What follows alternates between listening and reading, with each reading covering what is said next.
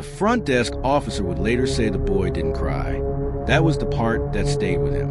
It was just after midnight when the station doors opened with a soft hydraulic hiss, letting in a slice of cold air and a child who clearly did not belong there. The lobby lights were dim for the night shift. The TV in the corner murmured about weather updates no one was watching. Paperwork lay unfinished. The boy stood just inside the doorway, small, thin, barefoot. He couldn't have been more than 9. Officer Daniel Mercer looked up from his desk, ready to tell whoever it was that visiting hours were over, and stopped mid-sentence. Because the boy wasn't alone. He was holding something. Not a toy, not a note, not a phone. Something wrapped carefully in a dish towel, stained dark in places that had already dried. The boy walked straight to the desk and placed it down gently, like it was fragile. "I found this," he said quietly. Mercer stood up slowly. "Hey, buddy, what's your name?" The boy looked at the officer, his eyes too calm for the hour, for the moment. "Ethan," he said, "I think it belongs to my mom." Mercer unfolded the towel and stepped back. The town of Riverton Falls sat tucked between forested hills and a river that flooded every spring.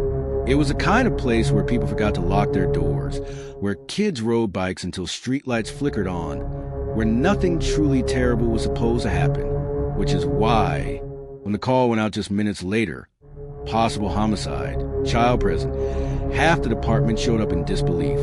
Inside the towel was a human finger, cleanly severed. A woman's ring still looped around it. Gold band, small engraving on the inside. Always, Officer Mercer swallowed hard and looked back at the boy. "Ethan," he said gently, crouching to eye level, "where did you get this?" Ethan hesitated. Then he said, "From the kitchen floor."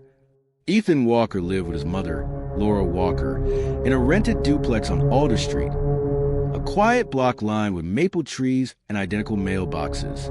Laura was 34, a single mother who worked nights at a packaging plant just outside town. She was known for waving at neighbors, for baking too much and giving away, for never missing Ethan's school events even when she was exhausted. She was tired all the time, said Mrs. Bell from next door, but she was happy. That's what people forget. Laura's ex-husband had left years earlier. No custody battles.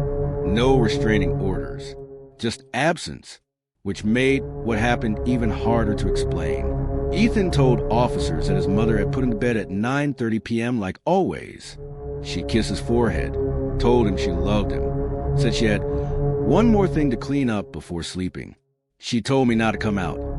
Ethan said, sitting on a plastic chair at the station, feet dangling, even if I heard noises. What kind of noises? Detective Marisol Kane asked gently. Ethan shrugged. She didn't say. At some point, Ethan woke up. He didn't know why. "I heard something fall," he said, "like when you drop a plate, but it doesn't break right away." He waited, counted in his head, listened. No footsteps, no voice. When he finally crept out of his room, the kitchen light was on. His mother wasn't there. There was blood on the floor. And the towel. He didn't scream. "I knew she wouldn't want me to," he said. So he wrapped what he found and walked 6 blocks to the police station, barefoot, in the dark. By the time officers reached the Walker house, the scene was already telling a story, just not a clear one. There was blood on the kitchen tiles, yes. Enough to be alarming, but not enough to suggest a fatal wound. A chair lay tipped over near the counter. A knife was missing from the block. The back door was unlocked, but not forced. Laura's phone was gone. So was her car. But her purse was still on the chair. No signs of a struggle beyond the kitchen. No neighbors reported screams. And there was no body, which raised a question no one wanted to ask out loud. Was Laura Walker alive? Or had someone taken her? Piece by piece? The finger was identified within hours. Laura's ring. Laura's DNA. Clean cut. No tearing, no hesitation marks. This wasn't an accident, the coroner said grimly. Whoever did this knew what they were doing.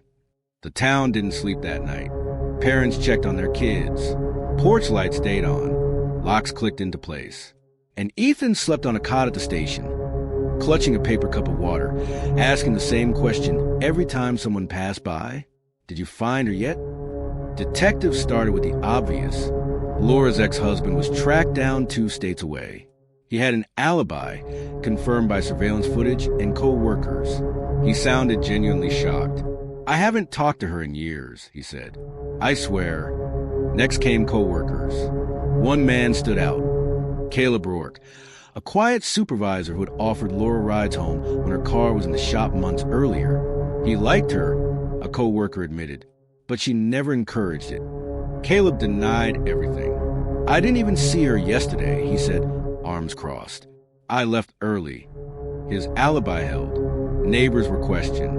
A woman across the street mentioned seeing headlights around 10:45 p.m. A dark SUV, engine running, no license plate noted. Another neighbor recalled hearing a door slam, but no one saw Laura leave.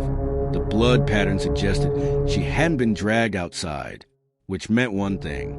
She left that house on her own, or someone made her. Ethan became both a witness and a mystery. Child psychologists were brought in. Social services hovered. Detectives treaded carefully. Did you see anyone else in the house? Kane asked him softly. Ethan shook his head. Did your mom ever talk about being scared? No. Did she ever tell you to go to the police? Ethan paused. She said if something bad ever happened, I should tell the truth, even if it scared people. What scared you, Ethan? He looked down at his hands. That she didn't scream. 3 days passed. Then 5. Then 7. Laura's car was found abandoned near the river, 15 miles outside town. Key still in the ignition. No blood inside. No fingerprints that didn't belong. On the back seat floor, another towel. Clean. Folded. Almost deliberate. That's when Detective Kane realized something that sent a chill through her spine. The finger hadn't been left behind. It had been given, delivered, to make sure someone paid attention, to make sure someone listened, to make sure Ethan walked into that station. When forensic techs re-examined the towel Ethan had carried, they found something they'd missed the first time. Thread. Blue cotton thread. Not from the towel. From clothing. Work clothing. The same shade used in uniforms at the packaging plant. When they checked employee records, only one person wore customized uniforms. Caleb Rourke. But when officers went to bring him in for questioning, his house was empty, his phone disconnected, and on his kitchen counter, waiting to be found, was a note. 3 words. He knows now. That night, Detective Kane sat alone in the interview room, staring at the one-way mirror. On the other side, Ethan sat swinging his legs, humming quietly to himself. Kane realized something terrible. The boy hadn't just brought evidence. He'd been sent with it.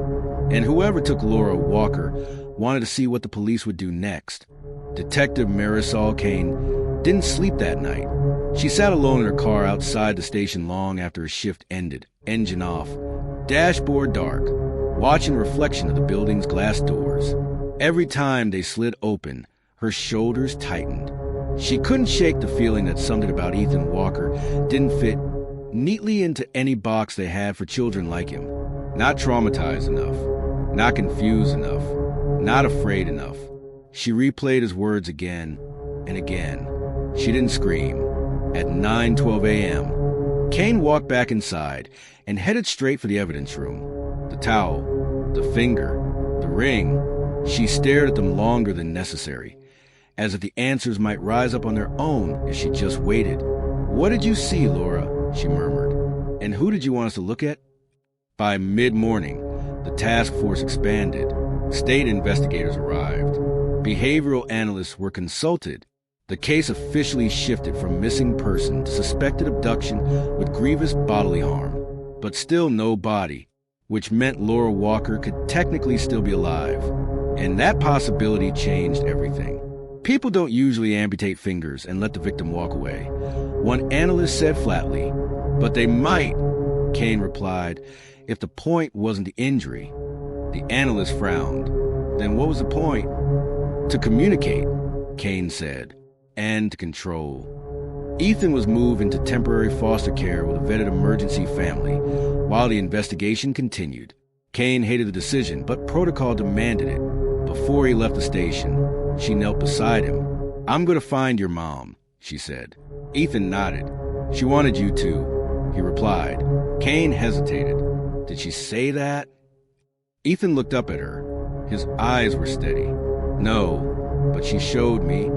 At the Walker house, forensic teams went back over every inch. And this time they slowed down. Blood spatter analysis revealed something subtle but critical. The blood near the sink showed downward arterial flow, consistent with someone standing still while bleeding, not thrashing, not collapsing. Laura hadn't been attacked suddenly. She had been controlled. In the corner of the kitchen, behind the trash can, a faint smear was found, not blood, but oil, motor oil, which made no sense. Until it did. At the packaging plant, detectives learned something new. Caleb Rourke hadn't just been a supervisor. He'd been part of the maintenance rotation, which meant access to industrial tools and oil in private areas of the facility where cameras were sparse. A co-worker came forward reluctantly. "I didn't think it mattered," she said, wringing her hands. But he used to talk about Laura, not in a creepy way, more like he was watching a movie only he could see. "What do you mean?" Kane asked. He'd say things like, "She doesn't know yet, but she's stronger than she thinks." Or, "Some people need pain to tell the truth." The room went quiet. "And you didn't report this?" Another detective snapped. The woman shook her head. "I thought he was just strange." They found Caleb's car 2 days later. Burned. Abandoned in a quarry outside town. Inside the trunk, bleach residue, duct tape fibers, and something that made Kane's stomach drop. A child's sock. Blue. Too small to be Laura's. The search radius widened. Helicopters swept the forests. Dive teams searched the river. Volunteers flooded in with flashlights and dogs. Nothing. No Laura.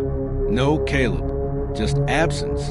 And then, on the 9th day, the phone rang. Detective Kane answered on the second ring. "This is Kane." A man's voice replied, calm, measured. "I believe you're looking for someone." Kane straightened. "Who is this?" "Someone who knows how well Ethan did." Her blood ran cold. "You leave him out of this," she said sharply. A soft chuckle. He was very brave, just like she said he would be. Kane motioned for the call to be traced. "What do you want?" she demanded. "To finish the story," the man said. "Meet me." The line went dead. The trace led nowhere. Burner phone. Disposable. But the message was clear. This wasn't random. This wasn't panic. This was choreography. Psychological profilers revised their assessment. "This isn't about Laura," one said. "Not primarily. This is about Ethan." "Explain," Kane said. "The offender is testing something. Control, obedience, transmission of trauma. The finger wasn't punishment. It was proof." "Proof of what?" That Laura complied. That night, Kane visited Ethan at his foster placement. She brought no recorder, no notebook, just herself. They sat at the kitchen table, warm light overhead, a bowl of untouched cereal between them. "Ethan," Kane said softly, "did your mom tell you to bring that towel to police?" Ethan nodded. "She said I had to wait until it was quiet and not look back." "Did she say why?" "She said if I did it right, you'd come faster." Kane's throat tightened. "What else did she say?" Ethan's voice dropped to a whisper. "She said the man didn't like noise or mistakes." The room seemed to shrink. "Did you see him?" Kane asked carefully. Ethan shook his head. "I heard him breathing." The next breakthrough came from an unexpected place. A volunteer searcher found something caught in a tree near an old service road. A plastic ID badge. Caleb Rourke's. But scratched deeply across the photo were 2 words, carved deliberately. Too slow. Detectives returned to packaging plant with fresh eyes. In a rarely used storage annex, hidden behind pallets, they discovered a makeshift room. Plastic sheeting. A drain cut into the concrete. Blood traces too degraded to type. And etched into the wall with a box cutter. She chose him. Underneath it, smaller, almost reverent. "So, did I?" Laura's phone was recovered 2 days later. Buried beneath leaves near the riverbank. Cracked screen. No signal. But one unsent text draft remained. Addressed to no one. If you're reading this, he's already decided. Ethan knows what to do. "I'm sorry I couldn't protect you forever." The case took a sharp turn when forensic audio technicians analyzed Ethan's midnight walk to the station. Security cameras along the route had no video, but one convenience store camera captured audio. Footsteps, breathing, and another set of footsteps, following him, at a distance, never entering frame. Kane listened to the clip over and over. The breathing didn't belong to a child, and whoever it was stopped moving once Ethan reached the station doors, as if their job was done. On the 14th day, a body was found. Not Laura's, Caleb Rourke's, floating in the river. Cause of death, drowning. No defensive wounds, no restraints. But carved into his forearm with surgical precision were 6 words. "You said he'd be safe." The town exhaled. Suspect dead. Threat neutralized. Case closed. But Kane wasn't convinced. Not even close. Because killers who lose control don't leave messages like that. They don't stage narratives. And they don't let children walk away untouched. As paperwork moved toward closure, Kane returned one last time to the Walker house.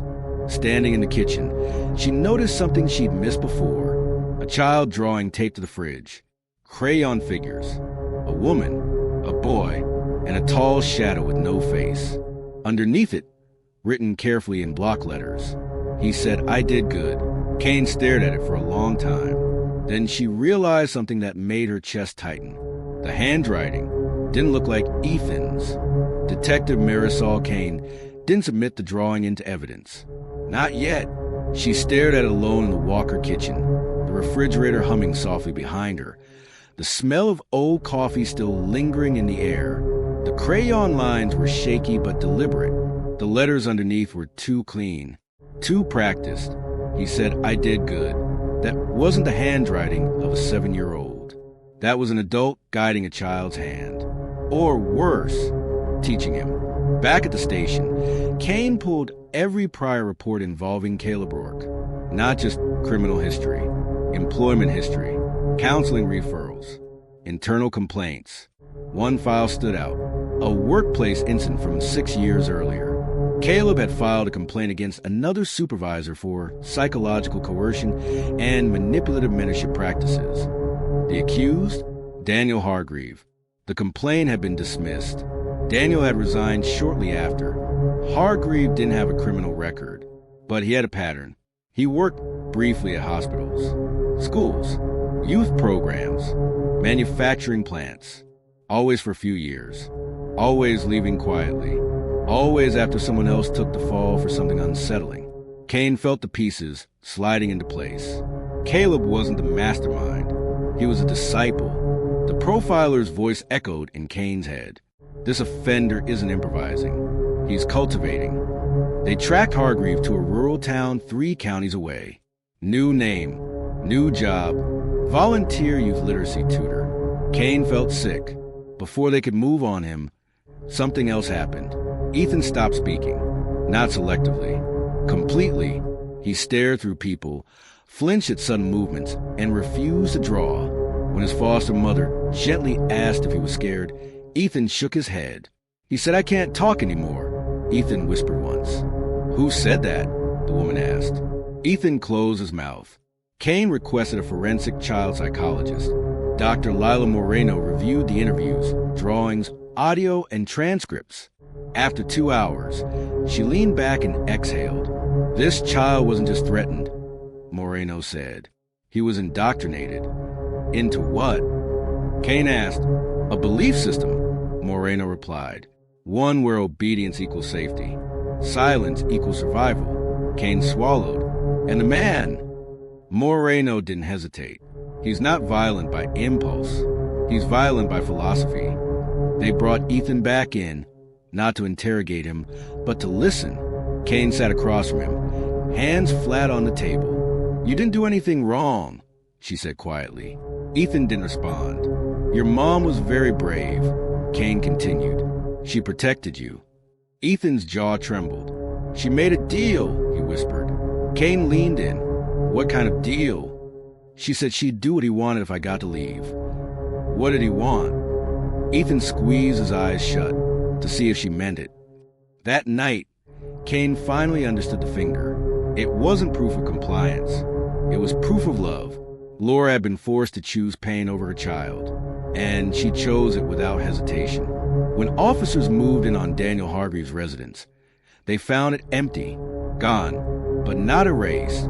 Inside his basement, behind a false wall, they discovered notebooks, hundreds of pages, diagrams, behavior charts, case studies.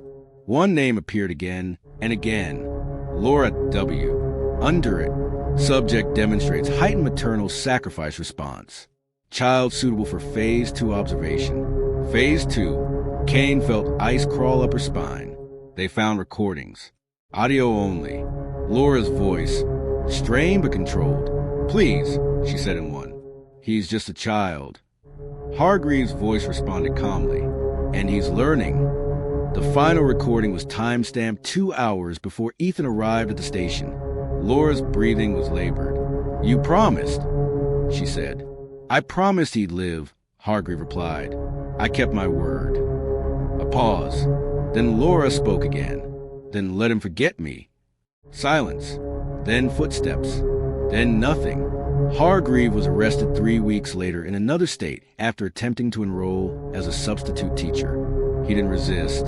He didn't deny anything. During interrogation, he sat comfortably, legs crossed. You're blaming me, he said mildly, but you should be thanking me. For what? Kane asked. For revealing what people are truly capable of, Hargreaves replied. Laura Walker-proved love exists beyond self-preservation. That's rare. You destroyed her, Kane said. No, he corrected. She transcended herself. Kane slammed her hands on the table. Where is she? Hargreaves smiled just slightly. She chose the ending. They never found Laura Walker's body. No river, no woods, no grave, only the certainty that she never stopped protecting her son. Ethan was adopted 2 years later. New name, new state. Before he left, he asked Kane one question. Will he ever come back? Kane shook her head. No. Ethan nodded, then hesitated. He said if I remembered her, he'd win. Kane knelt down. And what do you want? Ethan thought for a long moment. Then I'll remember her quietly. Years later, Kane still keeps the drawing, not as evidence, as a reminder that sometimes the most terrifying crimes aren't about death. They're about control. And sometimes the bravest thing a person can do is disappear so their child can live. 10 years passed. The town of Hollow Creek changed in small, forgettable ways. A grocery store closed. A new school wing was built. The police station repainted its walls. But one thing never changed. Every year, on the same date in early October, a small envelope arrived at the station. No return address. No stamp. Just slid through the mail slot sometime after midnight. Inside was always the same thing. A single sheet of paper. Blank. Detective Marisol Kane never logged it. She never told anyone. She simply locked the envelope in her bottom drawer, beneath case files and old notebooks, and tried not to think about why it kept coming. Until the 11th year, that envelope was heavier. By then, Kane had gray in her hair and a reputation for being unshakable. She'd seen everything: domestic murders, cult cases, staged accidents. But nothing ever fully erased a memory of a barefoot boy standing under fluorescent lights, holding out a finger wrapped in gauze. She opened the envelope slowly. Inside was a photograph. It showed a classroom. Bright walls. Children seated at desks. A teacher standing at the front. And taped to the bottom corner of the photo was a familiar drawing. A house. A tree. A woman with no face. But this time there were words, written in neat adult handwriting. Some seeds take years to grow. Kane felt something inside her go cold. She immediately contacted the federal task force that had monitored Daniel Hargreaves' incarceration. What she learned made her sit down.